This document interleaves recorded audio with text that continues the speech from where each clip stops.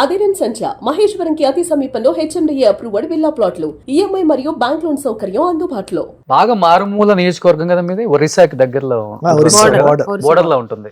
ఎలా ఉంటుంది అక్కడ, అంటే సోర్స్ ఆఫ్ ఇన్కమ్ ఎలా ఉంటుంది, అసలు ఏంటి అసలు చాలా చాలా కూడా లాస్ట్ గవర్నమెంట్ లో మీకు ఇచ్చిన శాఖకు అంతా మీరు చేయలేకపోయారు, గిరిజనులు డెవలప్ అవ్వలేకపోయారు, సో దాని మీద అంతగా ఫోకస్ పెట్టలేకపోయారు పుష్ప శ్రీవాణి గారు అనే ఆరోపణ కూడా ఉంది. కాబట్టి మీ మీద ఏంటి అసలు ఓవరాల్ గా ఎలా ఉంటుంది నియోజకవర్గం కానీ, లేకపోతే మీ జనరల్ గా అండి ఆరోపణలు వేరు, వాస్తవాలు వేరు.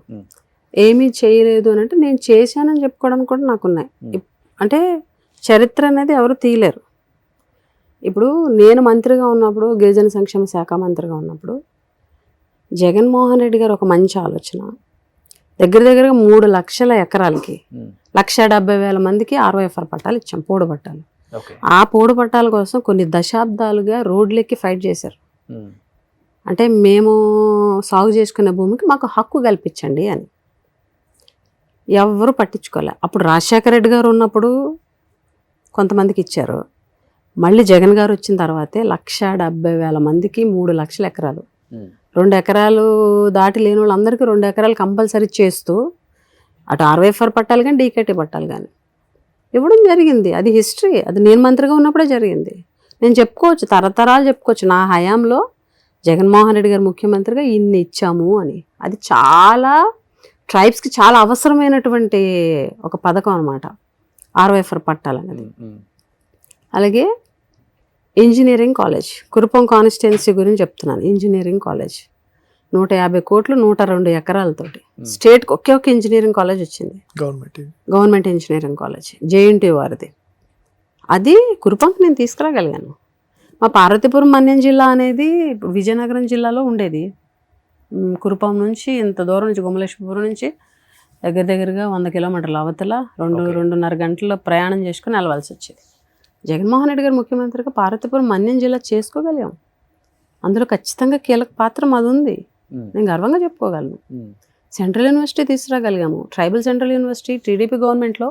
అటు కొత్తవలస వెళ్ళిపోతే విశాఖ సైడు సాలూరు కాన్స్టిట్యున్సీ మళ్ళీ మా పార్వతీపురం మన్యం జిల్లాలోకి తీసుకురాగలిగాం central university, tribal central university. పార్వతీపురంకి medical college, multi speciality hospital. మళ్ళీ ఆ మెడికల్ కాలేజ్ వచ్చి కురుపం కాన్స్టిట్యున్సీలో ఉలుభద్ర దగ్గర సైట్ ఐడెంటిఫై చేసాం. పాలకొండ కాన్స్టిట్యున్సీకి మల్టీ స్పెషాలిటీ హాస్పిటల్. ట్రైబ్స్ కోసం ఇదంతా తెలుసు మీకు నియోజకవర్గం. మా కాన్స్టిట్యున్సీలో నేను వేసిన రోడ్లు 180 కిలోమీటర్ల రోడ్ వేసా. ట్రైబల్ వెల్ఫేర్ డిపార్ట్మెంట్ లో నేను మినిస్టర్ గా ఉంటూ 180 కిలోమీటర్ల రోడ్డు నాకు తెలిసి స్టేట్ ఫస్ట్. నాకు ఒక కాంట్రాక్టర్ చెప్పారు, మీదే హైయెస్ట్ అమ్మా 180 కిలోమీటర్లు స్టేట్ లోనే అన్ని రోడ్లు వేసారని. వీళ్ళు ఏం చెప్తారంటే అసలు ఏమీ వేయలేదు. ఏమి వేయకపోతే ఇప్పుడు తిరిగేవన్నీ ఏంటి? ఇప్పుడు మేము వేసిన రోడ్లు ఎలక్షన్ ముందు ఫార్మేషన్లో ఉన్నాయి, ఎలక్షన్ అయిపోయిన తర్వాత అలాగ ఎలక్షన్ కోడ్ కంప్లీట్ అవుతాయి కదా, అవి వెళ్ళి రిబ్బన్ కటింగ్లు చేస్తున్నారు మేము వేసిన రోడ్ని. వాళ్ళు ఏదో తెచ్చినట్టు 1.5 year అవుతుంది. ఎన్ని రోడ్లు తెచ్చారు?